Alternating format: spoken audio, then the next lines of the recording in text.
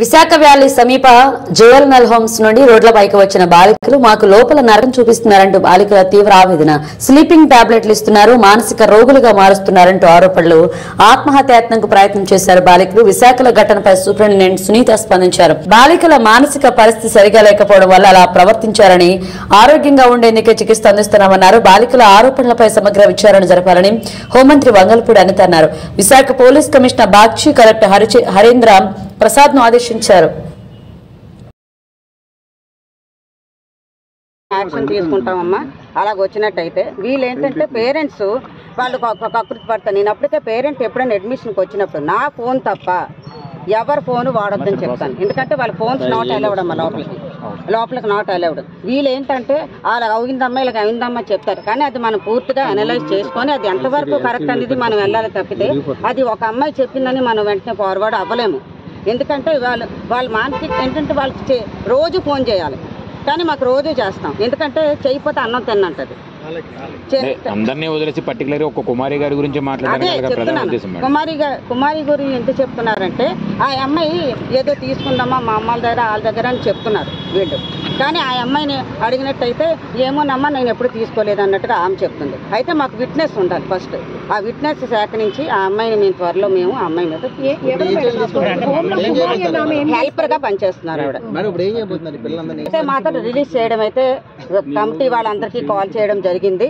Release అయితే ఎవరికి ఇవ్వాలి అని వాళ్ళే నన్ను అడుగుతున్నారు. ఎవరు తీసుకునే పరిస్థితిలో లేరమ్మా.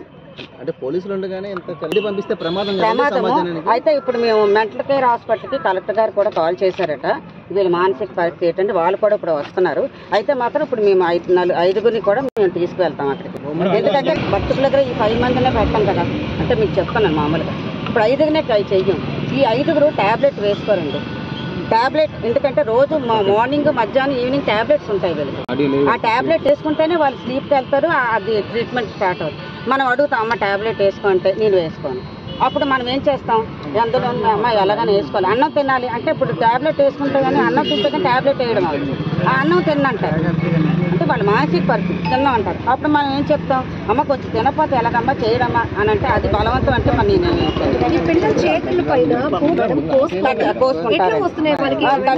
రాయితో కూడా పోసుకుంటారు.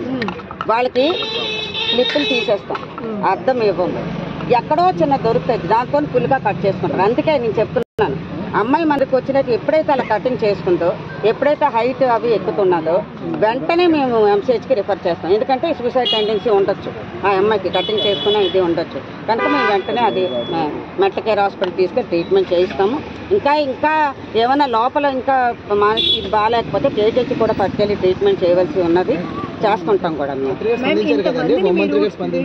చెప్తున్నాను ఒక అమ్మాయి నార్మల్ అమ్మాయి, వైట్ గా ఉన్న అమ్మాయి, ఇంకో నలుగురు వాళ్ళ నలుగురికి ఈ మధ్యకాలంలో ఏం చేస్తున్నారు, నాకు 2 days నుంచి చాలా ఇబ్బంది పడుతున్నారు.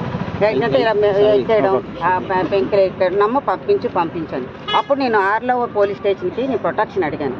సార్ ఇలాగ ఎక్కేస్తున్నారు చేసేస్తున్నారంటే వాళ్ళు రిపీటెడ్గా అరుస్తున్నారు, మీరు చూసే ఉంటారు. అలాగ అరుస్తున్నప్పుడు ఏం తిన్నా ఏం చేసినా కూడా నీరసం వచ్చేస్తారు తప్పితే మేము అప్పటికి అవి తిని ఇవి తినని చెప్తున్నాం. 3 ట్రీట్ చేస్తారని వాళ్ళే చెప్తున్నారు.